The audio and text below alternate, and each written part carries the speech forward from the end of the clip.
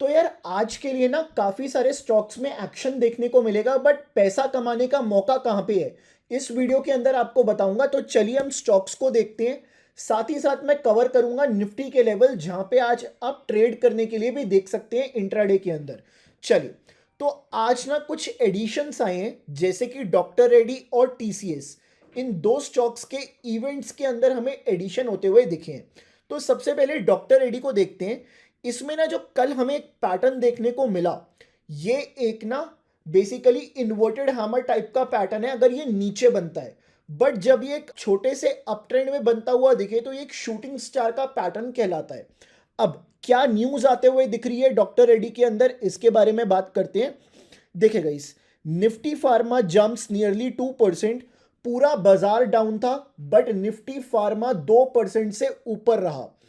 उसमें डॉक्टर रेड्डी, सन फार्मा, सिप्ला, इन तीनों ने निफ्टी फार्मा को लीड किया।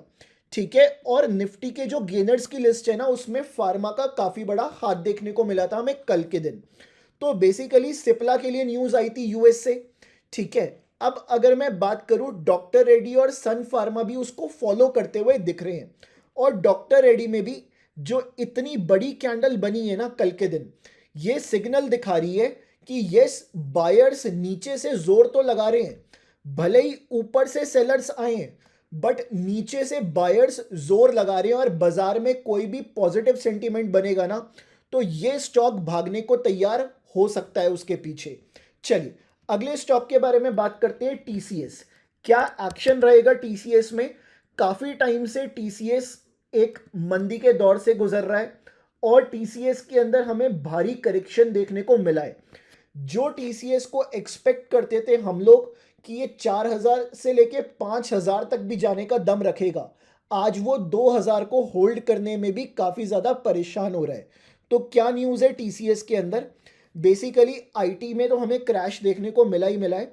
तो टीसीएस के बोर्ड ने 9 जुलाई को जो FY27 के Q1 रिजल्ट्स हैं उसमें डिविडेंड देने के ऊपर बातचीत करने का डिसाइड किया है। तो देखते हैं क्या डिविडेंड लेके आता है। हालांकि टीसीएस ने जो लास्ट फाइनेंशियल ईयर था या उससे पहले अगर मैं बात करूं तो सबसे हाईएस्ट डिविडेंड दिया था, लगभग 12,600% का रिटर्न हमें दिया था टीसीएस ने। बट वहीं अगर मैं बात करूं बाकी सारे स्टॉक्स के बारे में, तो उनका जो रिटर्न था ना वो 126 टाइम से नीचे ही रहा था। बेसिकली टीसीएस ने 12,600 टका डिविडेंड हमें दिया था। अब टीसीएस के अंदर क्या एक्शन बन सकता है? देखिए, अगर टीसीएस अपने आज के लोस को डिफेंड कर ले तो मे बी टीसीएस के अंदर हमें एक रीबाउंड देखने को मिल सकता है। बट अगेन अगर मैं बात करूं टीसीएस की, ऑलमोस्ट जो इसने अपने हाईज बनाए थे, कहाँ पे इसने अपने हाईज लगाए थे? 4600 के आसपास 2024 में। उसके बाद से ये करेक्शन बहुत ज़्यादा लंबी हो चुकी है। क्या टीसीएस के अंदर और कोई मौका है कमाने का हमारे पास? देखिएगा, इस अभी ये जो अपने लोस को अप्रोच कर रहा है ना, ये 2020 के कोविड लोस को अप्रोच करता हुआ दिख रहा है और उससे ज़्यादा नहीं, सिर्फ 500 पॉइंट दूर है। तो हमें यह देखना होगा, अगर ये कोविड के लोस को सस्टेन कर ले तब तो बहुत अच्छा। अगर इसके लोस के नीचे भी निकलता हुआ दिखे ना तो एक बहुत बड़ा डिजास्टर हो जाएगा टीसीएस, जो इन्वेस्टर्स की इतनी सारी वेल्थ को ले डूब सकता है। चलिए, अभी हम चलते हैं आगे, बात करते हैं दूसरे स्टॉक्स के बारे में। अब आप लोग ये भी सोच रहे होंगे, यार टीसीएस तो एक लार्ज कैप कंपनी है, ये बोला जाता है कि लार्ज कैप 30 से 35% से ज़्यादा टूटती नहीं है या 15% से ज़्यादा नहीं टूटती। बट यार टीसीएस तो आधे से भी कम हो गया है। 4600 का स्टॉक आज 2000 में मिल रहा है, तो 50% से ज़्यादा टूट चुका है। तो इसीलिए ये सुनी सुनाई बातों को छोड़ो, जो आज के टाइम पे नए इन्वेस्टर्स कर रहे हैं ना, जो आज के टाइम पे नए ट्रेडर्स कर रहे हैं, उसके ऊपर फोकस करो। चलिए, बात करते हैं अगले स्टॉक के बारे में। देखते हैं आज के दिन वॉल्यूम स्पाइक्स हमें किस में देखने को मिले। अगेन फार्मा लीडर रहा। लॉरस लैब्स के अंदर हमें काफ़ी अच्छे स्पाइक्स देखने को मिले और काफ़ी अच्छा गेन करता हुआ भी दिखा। डॉक्टर रेड्डी ने क्या किया था? उसने गेन तो किया था बट डेज एंड में ना उसने अपने गेन्स को लूज कर दिया। बट लॉरस लैब्स के अंदर जिन्होंने बाय किया उन्होंने स्ट्रॉन्ग क्लोजिंग भी करवाई है। बेसिकली ये छोटा सा ब्रेकआउट भी दिखाया है जून का, जून के हाइस पर हमें ट्रेड करता हुआ दिखा है और उसके ऊपर क्लोजिंग भी दी है।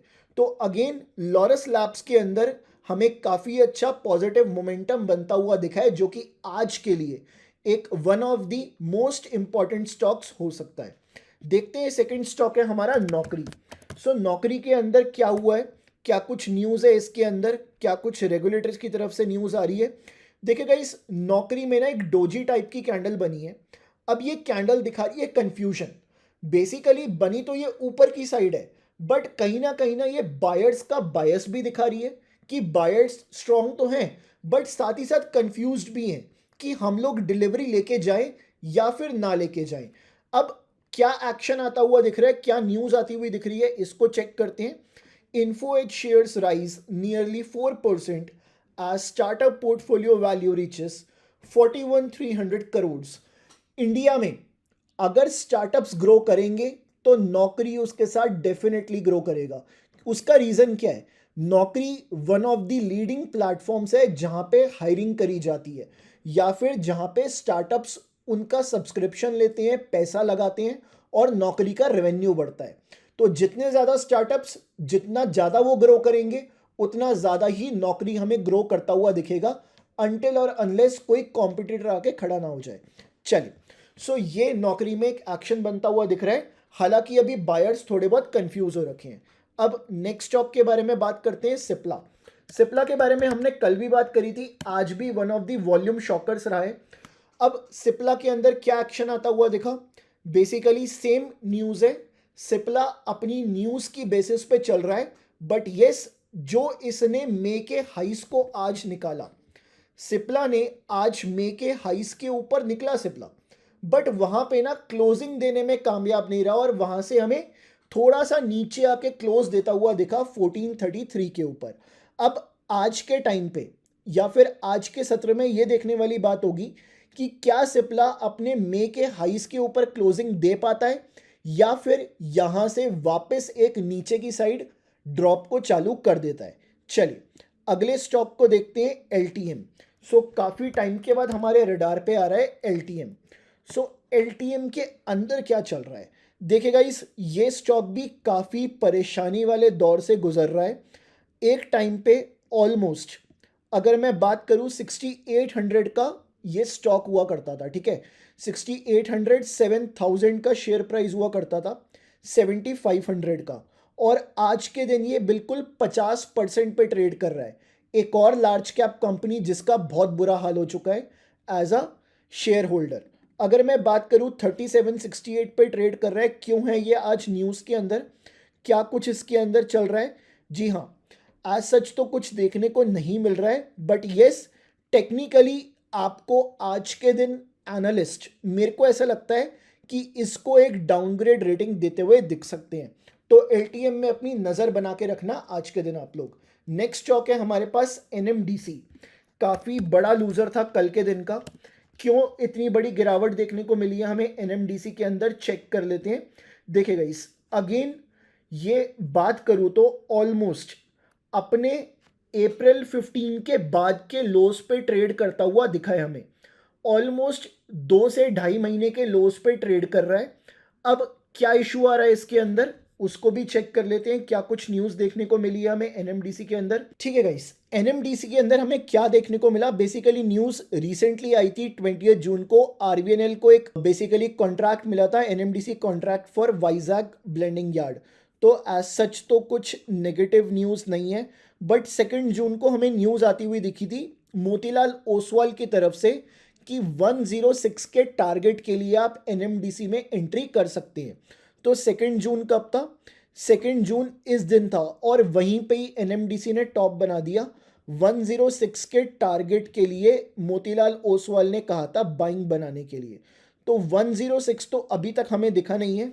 लेट्स सी आगे आने वाले टाइम पे 106 दिखता है या फिर एनएमडीसी में और परेशानी बढ़ती हुई दिख सकती है, क्योंकि ये अप्रैल 15 के बाद, अप्रैल 15 के लोस के नीचे ट्रेड करता हुआ हमें दिख रहा है। चलिए अगले स्टॉक को देखते हैं, वेदांता वीईडीएल। क्या डीमर्जर की वजह से कुछ इसमें नेगेटिव न्यूज़ है, या फिर इसके अंदर कुछ और एक्शन बनता हुआ दिख रहा है। देखिए guys, Vedanta slips 7% as promoter sell stake. Promoter based selling हमें देखने को मिली है। कौन कौन से प्रमोटर्स ने? क्राफ्ट्समैन ऑटोमेशन और lemon tree hotels gain. Okay, अब वेदांता के अंदर ना हमें प्रमोटर की तरफ से सेलिंग देखने को मिली, उस वजह से ये छोटी मोटी सेलिंग आई है आज। और एक गैप डाउन खुलने के बाद आज ओपन इक्वल्स टू हाई का पैटर्न भी बनाया है। बेसिकली जो आज का ओपन था वही आज का हाई था। ये दिखाता है कि बाजार के अंदर काफ़ी हैवी सेलिंग हमें देखने को मिली है। और कल के दिन इसने ओपन इक्वल्स टू लो का पैटर्न भी बनाया था। तो वेदांता के अंदर ना एक तरह से बिल्कुल ऑपोजिट हो गया है। जो कल वेदांता में एक्शन देखने को मिला था, परसों जो देखने को मिला था, कल के दिन उसका बिल्कुल ऑपोजिट देखने को मिला। तो लेट्स सी, अगर वेदांता अपने परसों के हाइस को निकालता है तो उसमें कैसा एक्शन बनेगा, और अगर कल के लोस को निकालता है तो कैसा एक्शन बनेगा। दोनों देखने वाली बात रहेगी वेदांता के अंदर। बात कर लेते हैं हम निफ्टी के ऊपर। क्या कुछ हमें निफ्टी में कल देखने को मिल सकता है और निफ्टी में हमें कहाँ पे फोकस करना चाहिए। चलिए, सो अभी निफ्टी के अंदर चेक करते हैं एक बार। निफ्टी को मैं अभी छोटे टाइम फ्रेम के ऊपर ले आता हूँ, या फिर ज़रूरत भी नहीं है। चलिए देखते हैं निफ्टी का कल रीसेंट डिमांड और सप्लाई जोन कौन सा रहने वाला है। कौन सी रेंज है जो निफ्टी में डिमांड और सप्लाई जोन का काम करेगी। सो अगर मैं निफ्टी के अंदर सप्लाई जोन्स निकालना चाहूँ पहले, तो सबसे हैवी सप्लाई मेरे को ऊपर की साइड ही देखने को मिली है, जो कि आज के हाइस के आसपास कहीं ना कहीं लेवल बन के आ रहा है।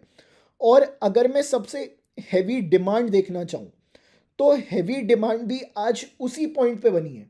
इसी पॉइंट पे हैवी सप्लाई भी है और हैवी डिमांड भी है। अब इसके साथ साथ मेरे को सेकंड बेस्ट भी देखना पड़ेगा। 20.07 मिलियन की यहाँ पे सप्लाई बनती हुई दिखी है। चले, सो निफ्टी के अंदर कैसे ट्रेड करने को देख सकते हैं हम लोग, कैसे इसके लेवल्स निकाल सकते हैं कल के दिन के लिए। अब इसको चेक कर लेते हैं। तो चलिए इसको पहले हटा देते हैं ताकि आप लोगों को क्लैरिटी मिल जाए। अब आप देखो गाइस, निफ्टी में जो आज क्लोजिंग आई है 23,824 की क्लोजिंग आती हुई हमें दिखी है। अगर बाजार पहले इस जोन के बीच में आई 23,926, इसके ऊपर इतना भरोसा नहीं कर सकते। यहाँ पे बाजार साइडवेज होके नीचे भी जा सकता है और ऊपर भी जा सकता है। बट अगर ऊपर आए तो यहाँ पे हमारे पास एक बेचने का लेवल है 24,116। यहाँ से हम बाजार को बेचने के लिए देख सकते हैं, टारगेट कर सकते हैं 23,916 या 917 को। सो ये आपके पास लेवल्स निकल के आ रहे हैं जिसके ऊपर आप फोकस करेंगे। और मैंने आपके साथ सारे के सारे स्टॉक्स को डिस्कस कर लिया है। अब आज के दिन निफ्टी में ये लेवल्स हैं। कल के दिन के लिए जो लेवल्स रहेंगे वो मैं कल सुबह वीडियो बनाकर डाल दूंगा आप लोगों के लिए। कमेंट करके बताओ कैसी लगी आप लोगों को ये वीडियो, और आप क्या एडिशन चाहते हो मेरे से इस सीरीज़ के अंदर। और प्रॉफिट एक्स को फॉलो करना मत भूलना, इसको सब्सक्राइब कर लो, बिकॉज इस चैनल के ऊपर आपके लिए बहुत सारा कंटेंट में लेके आने वाला हूँ इस वीकेंड के ऊपर भी। चलिए मिलते हैं हम लोग कल के वीडियो में।